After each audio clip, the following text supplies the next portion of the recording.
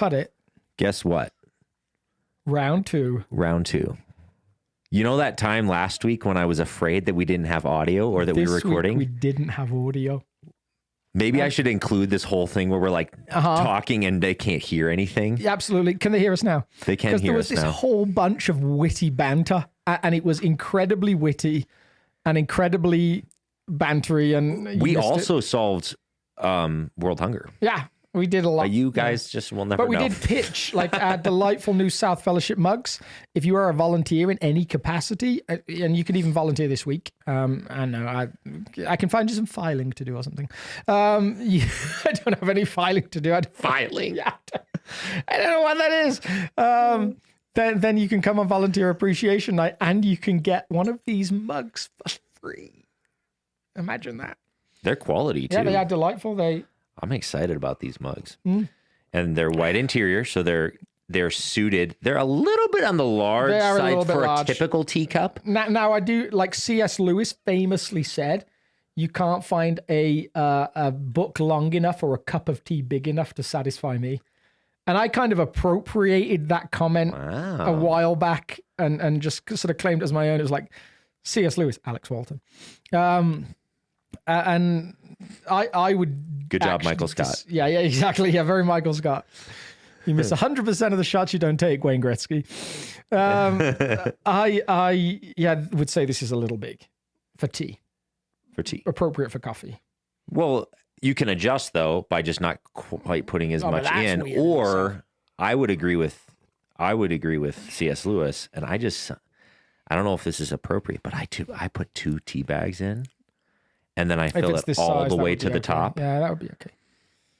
Yeah, and that's my morning anytime routine. You get to equate yourself with C.S. Lewis, that's like in evangelical circles, that's like arriving. Absolutely. If you've never read C.S. Lewis, or then read him, I guess. Well, sorry you guys missed the solution to world hunger. Yeah. But the subject for this week is shame. And so all our banter, it's a little awkward transition from banter, solving world hunger, come to volunteer appreciation, into shame. Shame. And neither Alex or I preached. No. But Kevin Butcher, who's our good friend, I'm gonna go ahead and give you guys Kevin. This is Kevin right here, and his wife and their family, and he brought the message. If you didn't get a chance to hear the message, then what are you doing? Yeah, well, you should seriously to go back and listen to it. And how I articulated was this: I gave someone a hard time because they came up to me and was like, "That's the best sermon I've ever heard." And instantly I was like, get out of here. And Kevin and I got to sort of joke about that because he was like, dude, like that used to happen to me all the time. Visiting preachers. But here's what as I processed it without actually any resentment whatsoever, because I think he just brought it. And it was so life-giving and encouraging and poignant, all these different words. But like the example, the illustration that sort of stuck with me was I remember when this band 9 Inch Nails in the 90s did this song called Hurt, which is all about like depression, all about suicidal ideation. Like some of the lyrics are I hurt myself today to see if I still feel pain. It's all about like all of these different ideas. And it was poignant when they did it, when Trent Reznor sang it, but then Johnny Cash does this cover of it at 80 something, and it just has this different level of poignancy. To hear this 80-year-old singing about his experience of life and what it is to walk through these painful emotions. Trent Reznor's like, this isn't even my song anymore. This is Johnny Cash's song now. Like I can't compete with that. And there is something. I don't want to call Kevin old because he might be listening. I was going to say, are you calling Kevin 80? No, I'm not calling him 80. I'm calling him ancient. No. No. Wow. No, okay. He's not. He's like, he was afraid he wasn't going to get invited back. Now he's just going to turn you down when you invite him back. No. But there's this experience that you're like, wow, like you are walking us through a lifetime of experience of dealing with shame in all these different sorts of contexts. And it was just so profound. You know, like I sat there thinking, man, I hope one day I am 45 or whatever he is. And I am reflecting good on recovery. Yeah, good recovery. Please come back, Kevin. We need you. We love you. Looking back on these different experiences and sharing how God has lifted that burden of shame. Because I think he's right, like that. Some of those quotes that he shared, like, from I think the Atlantic magazine was one of them. Ton of Kurt Thompson stuff, which has actually like sprung up. I think I've used Kurt Thompson recently in the last few weeks. He's become a bit of a like South, friend of South. Yeah, for a while there was Dallas Willard. It wasn't really a sermon unless you quoted Dallas Willard. Exactly. Now we're while. like Kurt Thompson. And now it's Kurt Thompson. Yeah. But that language of shame is almost ubiquitous. It's everywhere. Like we imbibe it, we share it with others, anyone, and you see like with cancel culture, like so much of that, right, is shame. Yeah. So historically, there's like different cultures are defined by certain norms, and certain cultures have often been referred to as shame-based cultures. And the United States, maybe in years past, wasn't considered one of them. Mm-hmm. But with cancel culture and social media, I've heard sociologists start to say, oh, no, the United States and globally, as globalization increases and social media becomes more of the norm, the entire globe's becoming increasingly a shame-based culture. And it's this. I was listening to this guy talk about cancel culture the other day, and someone said, like, do you agree with it or not? And he said, this is why I don't agree with it. It's this ability to take the one lowest moment of someone's life and say that defines you. Like so define shame culture for those who may not have heard that terminology before. So, and again, like you may define it better than I do, but it really is like that ability to take some negative aspect of someone's either character, some flaw in them, some mistake they've made, and to allow that to define them, and almost to remove them from society or good society based on that experience or that action. And we see it all over the Bible.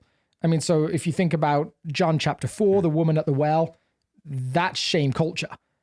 You go to the well at a different time because you are not acceptable.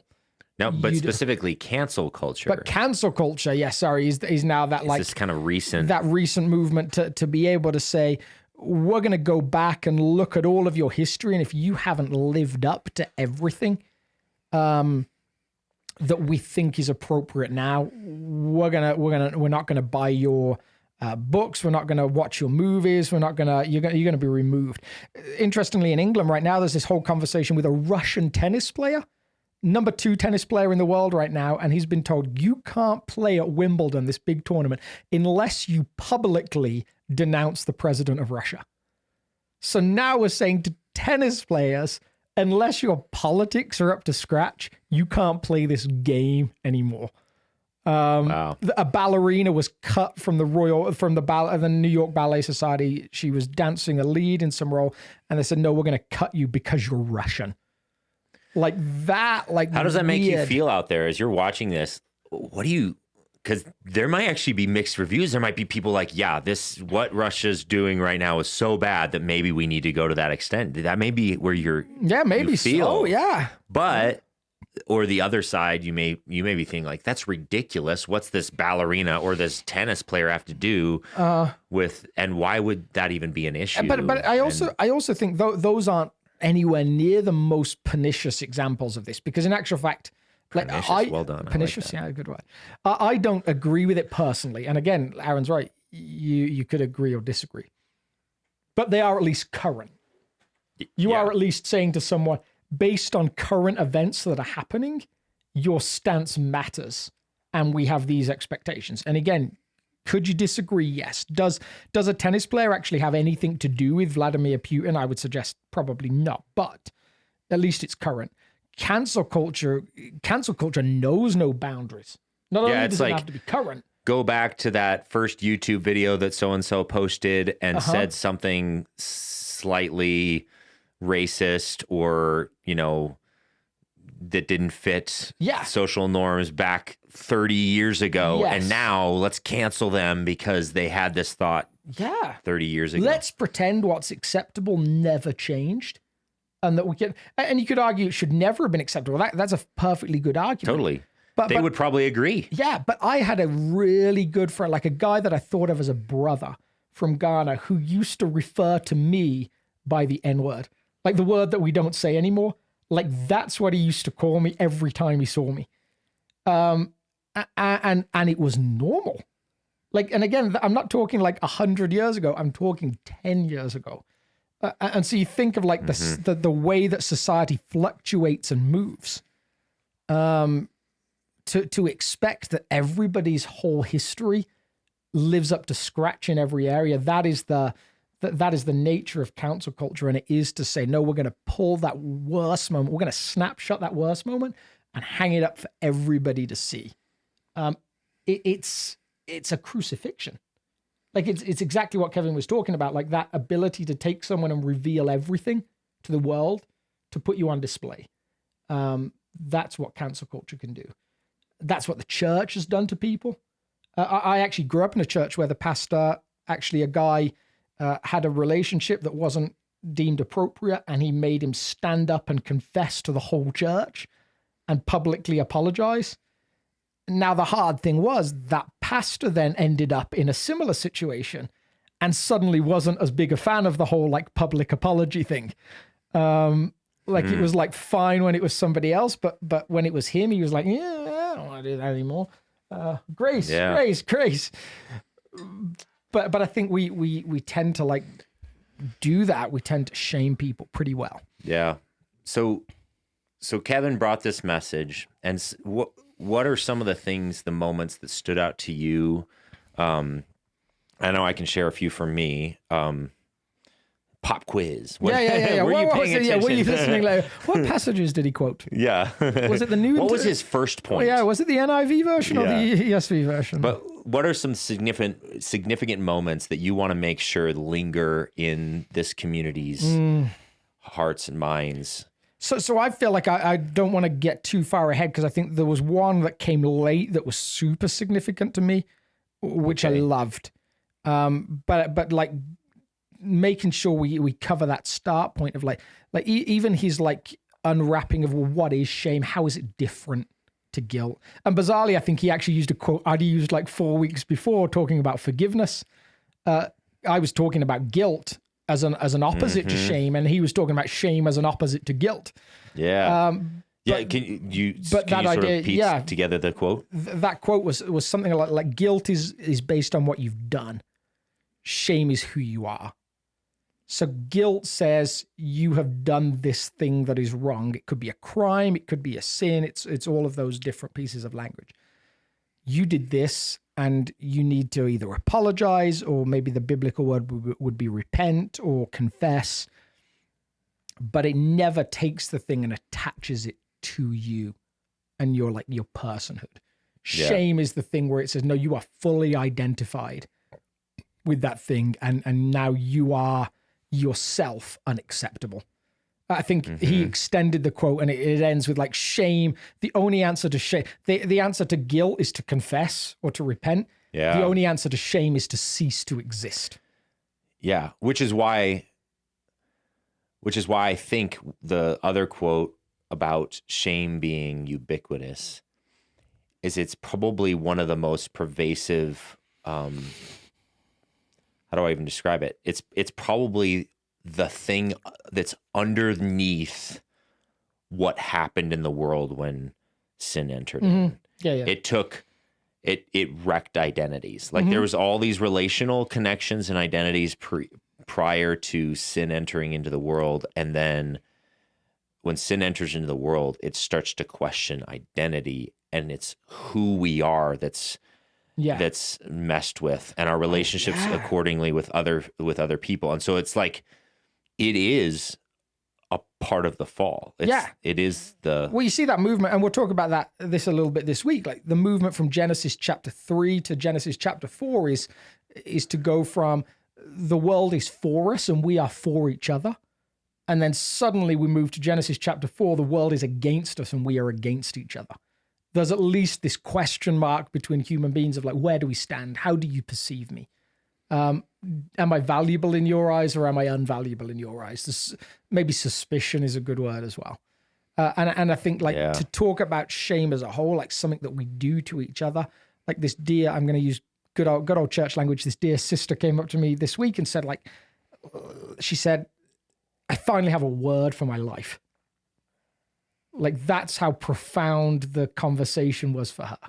Like that's what I've experienced. And shame was the word. Yeah, shame. Like listening to that is like, finally I have a word for my life experience.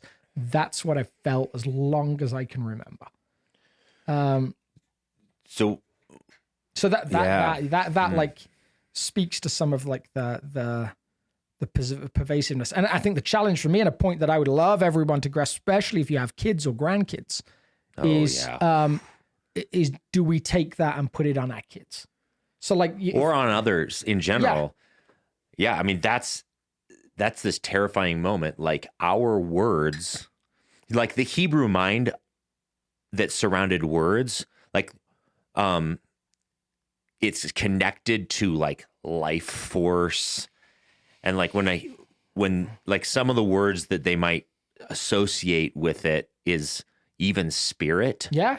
And breath. Mm-hmm. So like the word ruach is this Hebrew word for breath. Yeah, I've been learning about this. So it's fresh on my mind. But part of so the Spirit of God is actually in Hebrew, it's breath. Mm-hmm. It's like, if it's like when I say hello and that feeling of air coming out.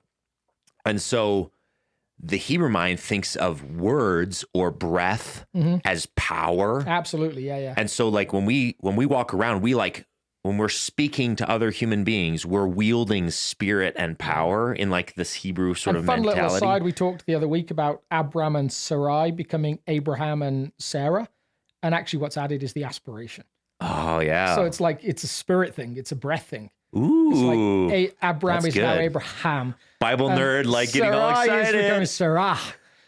So that's a fun little transition. Like you can make an argument that that's their encounter moment with this Spirit of God in a Old Testament sort of way. Yeah, but like to go back, what you were saying is as if you're a parent, as you're interacting with your child, or as you're interacting with other human beings, your breath, and the words that come with that have this power to shame and wreck worlds. Like their world can be destroyed, but they are creative, but not terrifying. Creative just in terms of like creative doesn't cover it. Our words are creative because God is creative. He made us creative. But really it's like saying our words have the power to give life or take it, to build up or destroy. And how many times I've certainly encountered multiple people, like smart people, that someone told them that they were stupid and they believe it. Attractive people that someone told them that they were ugly and they believe it. There's like these things I've always been amazed. I used to do this thing with students where I would make them I would take like a big pot and I would give them a hammer and tell them to smash it and just watch how quickly this thing was just blown apart. And then I'd say to them, now put it back together. And they'd scramble around for like a minute before I finally had mercy and said, no, you don't have to do it. But really the illustration was that's how quick it is to destroy, how easy it is to destroy something. And that's how long it takes to bring healing to that. Like one word can be damaging in a way that goes on like long after it's spoken, and it can take ages to heal that. Yeah. So every time the takeaway for me as a parent was like when I talk to my kids about things that they do that aren't great, like, and Kevin used that great language, like son, daughter, this isn't for you. Do I do that out of shame? You know, so the moment your kid expresses an interest in sex, do you say, no, by implication, you're dirty or wrong for thinking like that? If you were a better Jesus follower, that thought wouldn't even occur to you. Or do you say, oh, that's absolutely normal and natural, and actually God said it's good, but there's good contexts and bad contexts for that. Like one is laced with shame that says there's something, and I think the American culture, evangelical culture as a whole, has trended towards, no, this is shameful. Yeah, and on that subject, I think that another reason why, and I think Kevin hinted at this multiple ways in very, wise ways, but people who felt this kind of shame, they knew what he was talking about. Yeah. I think the church, religion in general, is one of the places that I think people have experienced the most shame, which is why so many people who've encountered faith in their childhood have horrible experiences with religion, with faith, with Christianity in general.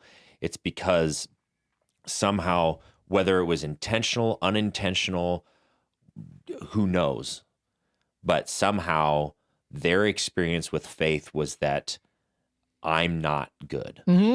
Yeah. And if that was your experience with faith and your experience with the teachings of Jesus and the teachings of the scripture, then I'm sorry.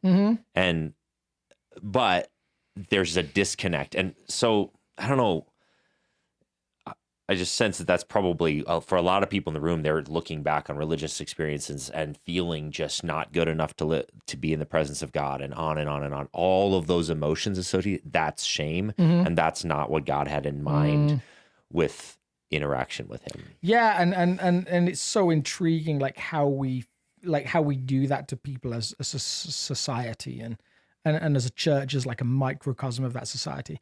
Like, weird little nerd aside, there's this really interesting book written in, I think it was, I want to say it was like 1794, by a guy called Samuel Butler.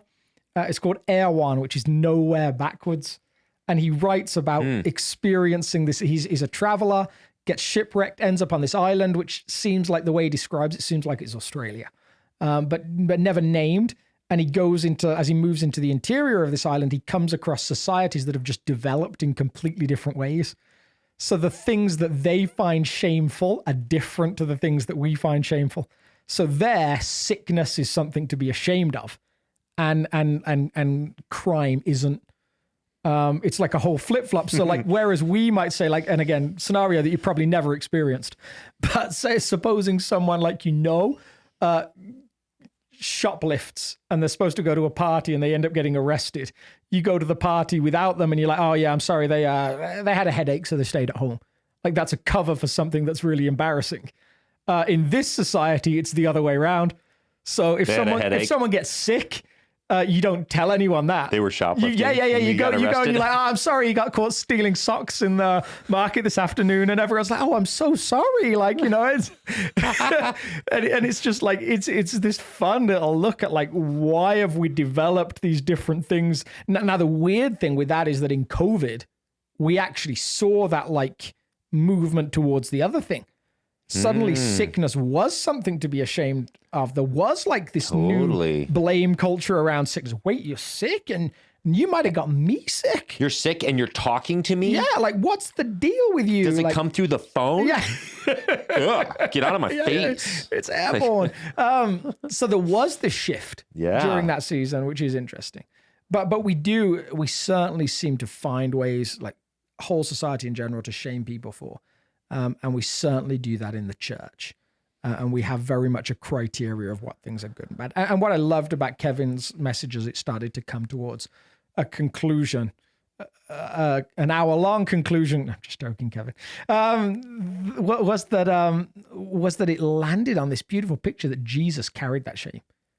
Like the things that we are ashamed for. And I had this picture as he was describing, like this physical picture. When we are closed off, ashamed, when we are concerned, that has a physical movement for us. Quite often we see, like, we fold our arms, we cover up. Like a child that is ashamed hides their face. And Jesus in crucifixion has his hands, like, physically sealed open. There is no escaping the vulnerability. Yeah, and he's naked and exposed to the world and put on display and absorbs all the shame. Yeah. And so that picture, I think, was beautiful. That you have nothing to be ashamed of. I have nothing to be ashamed of. that shame has been taken. So he also gave, I don't know how he phrased it, but this, I think, towards the end of the message, I'll put it in my own words. He said, love is the antidote to shame. And there was a few interesting things that, like, I think as we're evaluating this and looking at this subject again midweek, like as a community, we can't forget these pieces, because it's one thing, like I think in the beginning of the message, he's sort of painting a picture that shame's ubiquitous. In the body of the message, he's like helping us recognize and say, yeah, that's right. I do feel shame. But then towards the end of the message, he said, okay, we are all in this together. We all feel it. We're all kind of, the whole room's feeling it halfway through the message. And then he says, okay, so what do we do about it? Yeah, absolutely. And then the answer to that question in his message was, you have to encounter love. So his big idea was like love, or shame met by, or vulnerability. Oh man. Shame met by love. Vulnerability definitely came first. Totally. Vulnerability. Shoot. Vulnerability met by love is the antidote to shame. Yes. He may not have used the word antidote, but we got you, Kevin. Yeah. We were listening. I like the word antidote better. But I do think all those elements are really, really critical. And he used an illustration, like he actually pointed to you, like if I tell Alex that I love you, and then Alex is not vulnerable with me, then Alex is like, well, he doesn't love me. He loves the fake me, the me that I put out there. So vulnerability is critical. Like if you want to heal shame, you have to be vulnerable. He focused primarily on your relationship with God, but then also with others. If you have an opportunity in a safe place with a safe person to be vulnerable and actually be the real you, and then you receive love, that's when love becomes an antidote to shame. I mean, and that's what it seems like the church is supposed to do well. Yeah, which is what he pointed out. Yeah, you know, that's and again something that we've not done well. Like, and I'm just in this season thinking through like some of the things, like for South, like who are we as a community, which is both fun and challenging. Like it's fun if you have space and you feel like you know the community well enough to go there, but it's also challenging when you feel like there's a load of other stuff going on. But one of the things I've just been finding interesting recently, I've just been reading a book by Walter Brueggemann on what he would call the crisis of homelessness. And he would say the crisis of homelessness is physicality, but it's also emotional and it's also spiritual. Like there is, like we are as a society homeless people. And that what we need more than anything is places to find home. And that somewhere the church is supposed to do a chunk of that. That means that you should be able to come to South and be known and know others. You should also be able to come regardless of how you feel about yourself, regardless of how you look, smell, and appear to others, how you dress, and find welcome. Like think about all the things that make a good home. It seems like somewhere that is the call of the local church, to provide that possibility for people. Okay, so I'm going to play devil's advocate because I feel like some folks might be thinking, okay, well then what about the bad stuff we do? Like when do we draw a line? Like they're living in this kind of life and they're doing these things. Are we really supposed to embrace them? Like they can be completely vulnerable and we're supposed to embrace them in love, even though they're like headlong living morally in this way that seems contrary to Christianity. What about those people? And isn't that interesting? Like, man, how Jesus seems to approach that. When it's someone who's outside of his group that's coming in, it seems like there's like no level of judgment there. Like you can come in wherever and whatever you look like. People come and join that circle as tax collectors. Now, do they move away from that? Like, yes, it seems so, but potentially not always. Like there's this story about Matthew, a tax collector, becomes a follower of Jesus. And yet he brings all his other tax collector friends to dinner. Like there's no particular narrative that says all of them stopped collecting taxes the next day. And yet Jesus sits with them in that moment. These people are considered the worst of the worst. There's people that are engaged in prostitution. They come and spend time with Jesus. They bring their friends. Again, like there's no particular sense that all of their lives became picture perfect straight away. And yet Jesus sits with them exactly where they are in that moment.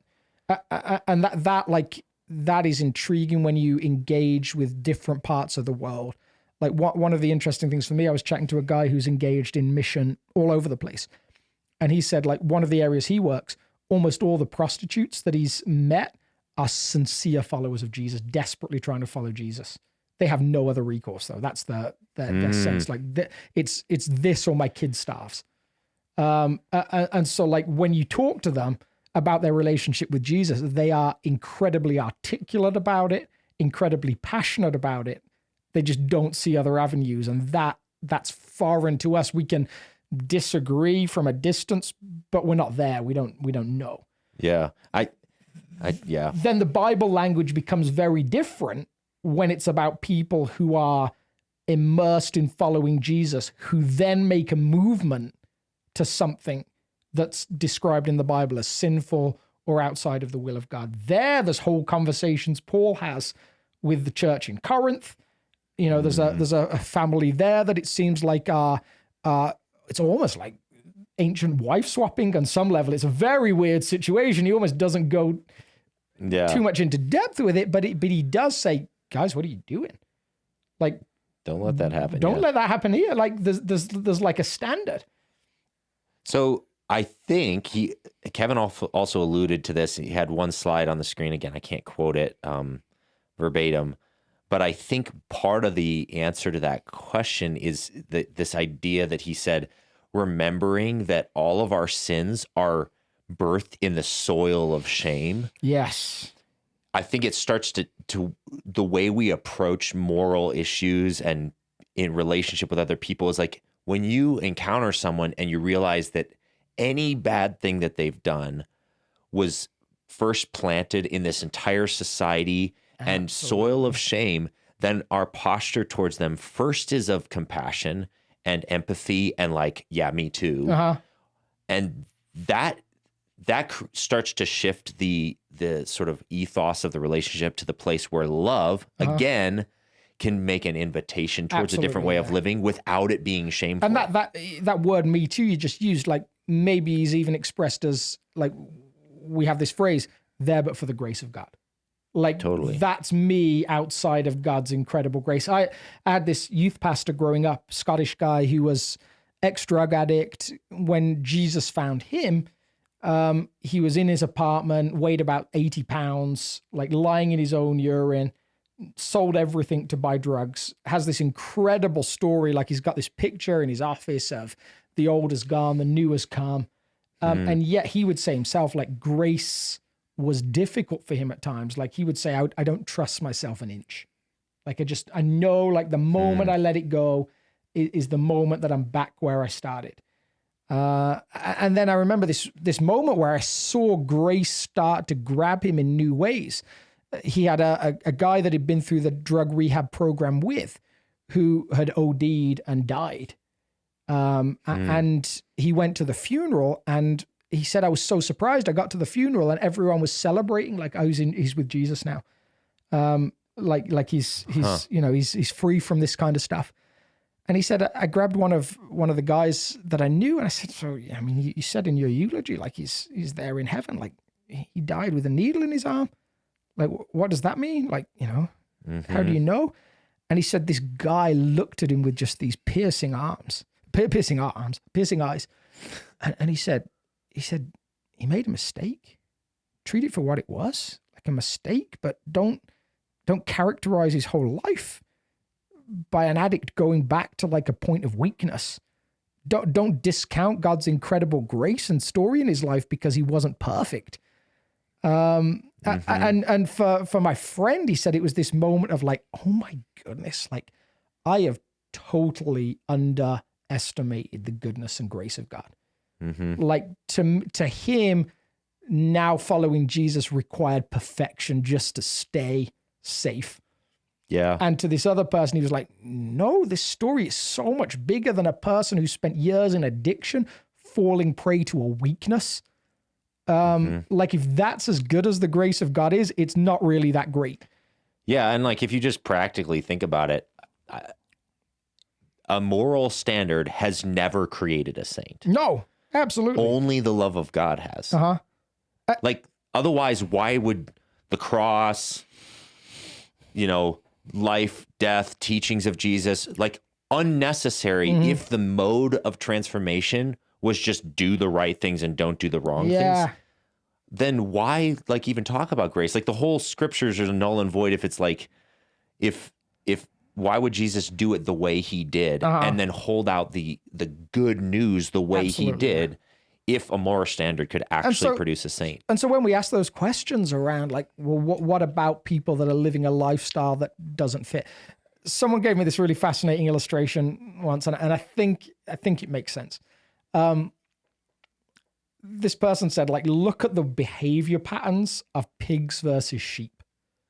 Like pigs and sheep actually both regularly get into mud. And a sheep bleats and cries to be rescued. And a pig rolls on its back and says, I'm home.